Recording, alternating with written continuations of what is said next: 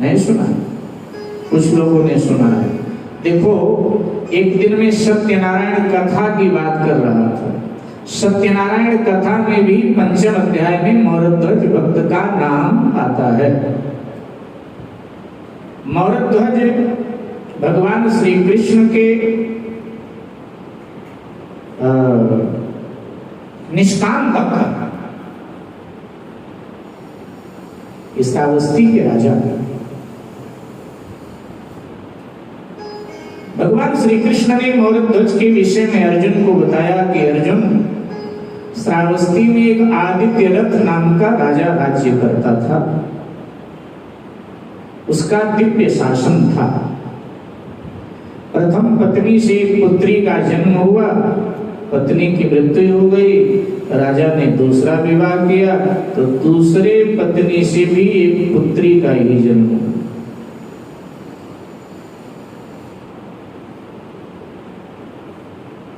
जो पहले पत्नी से पुत्री उत्पन्न हुई उसका नाम कंचन है।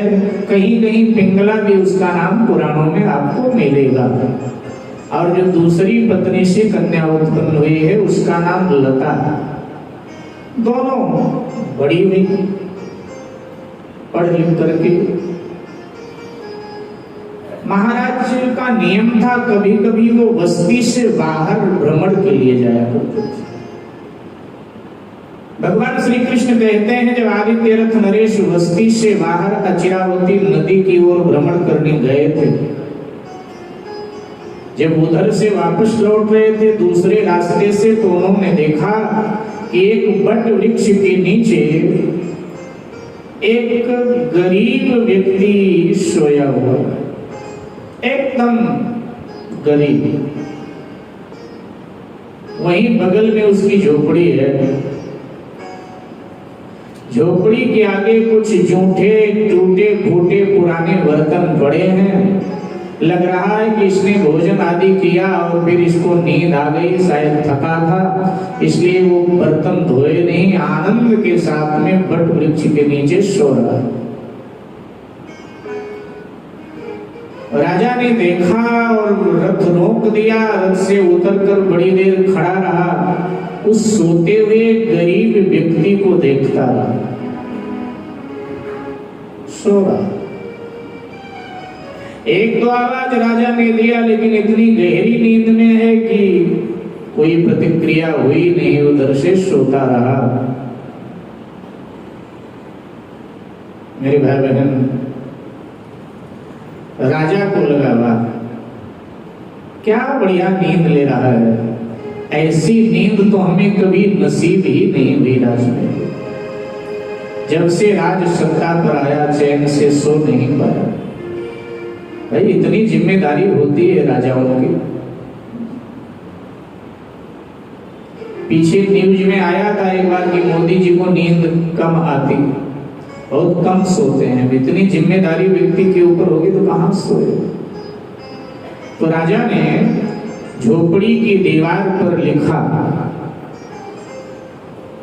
राजा ने झोपड़ी की दीवार पर लिखा कि ऐ सुख से सोने वाले, इस सुख की नींद तू मुझे दे दे और इसके बदले में लाखों रुपया तू मुझसे ले ले। अगर ये शर्त तुझे मंजूर है, मैं श्रावस्ती का राजा हूं, मेरे दरबार में आ जाना, नींद ऐसी मुझे दे दे, लाखों रुपया मुझसे ले ले। अभी ये नहीं पता कि रुपया देकर नींद खरीदी नहीं जा सकती है, बिस्तर बढ़िया बढ़िया खरीदे जा सकते हैं, रुपया देकर क्या नींद खरीदी जा सकती। राजा ने लिख तो दिया।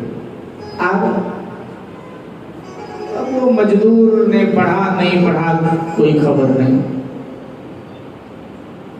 2 दिन बाद राजा की दोनों पुत्रियों ने वन विहार की इच्छा जताई। सो राजा ने 2 रथ तैयार कराए, 2 सारथी बिठाए, बोला दोनों को ले जाओ और थोड़ा घुमा करके इनको ले आओ वन विहार कर। तो दोनों वन विहार करने के लिए गई थी। उधर से वो दोनों भी उसी रास्ते से निकल रही थी। साहब, छोटे वाली का रथ आगे था, बड़ी वाली का पीछे था।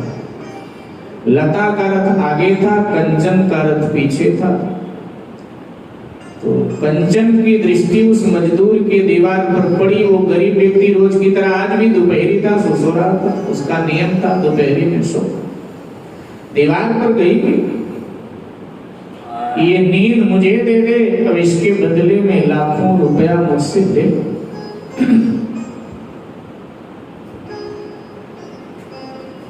तो नीचे उसने लिखा।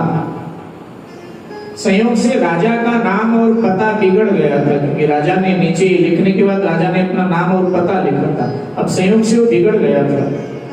तो राजकुमारी कंचन ने देखा तो कहा, किस मूर्ख ने मूर्खता किया है, क्या पैसे से नींद खरीदी जाती? उसने नीचे लिखा। कवि ने उसके लेख का रूपांतरण किया कि सुख की निद्रा भाग्य से मिलती है इजहार है, और मूर्ख इसके वास्ते दौलत तेरी बेकार है। मूर्ख इसके वास्ते दौलत तेरी बेकार। ये लिखने लगी वो, और छोटी बेटी पहले प्रवेश कर गई। पिता ने पूछा, कहाँ रह गई वो तो उत्तर लिखने लगी है।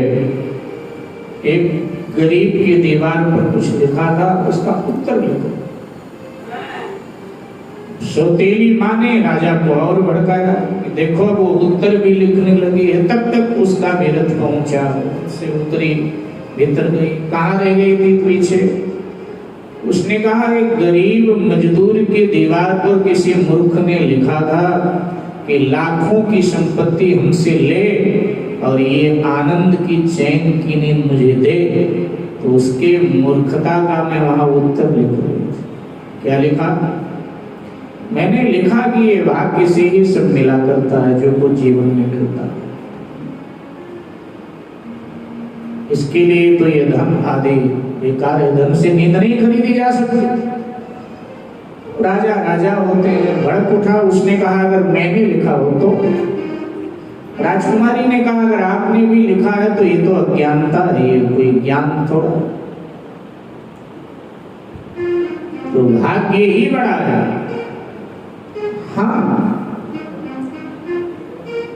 भाग्य ही कर्म करवाता है, और भाग्य में जो है वही मिला करता है।